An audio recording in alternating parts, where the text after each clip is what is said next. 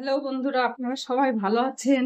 আজকে আমি এই ওল এই যে ওল এই ওলটা খানিকটা এর থেকে কেটে নিয়ে আমি এই গ্রেট করে রেখেছি। আর এই নারকোল কুড়িয়ে রেখেছি, যদিও এতটা নারকোল দেবো না, আর এর হাফ দেবো।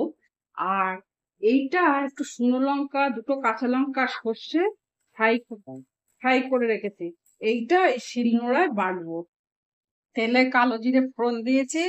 এইবার এই গ্রেটেড ওলটা, এতে হলুদ দেওয়া আছে আর একটু নুনও দেবো, নারকোল বাটাটা মিশিয়ে দিলাম। এই ওলের সাদা সাদা একটু চিনি দিলাম। আর এই যে ফ্রাইড শুকনো লঙ্কা, কাঁচা লঙ্কা, সর্ষে ফ্রাই করে তারপরে বেটে শিলনোড়ায় বেটেছে, এই দিলাম।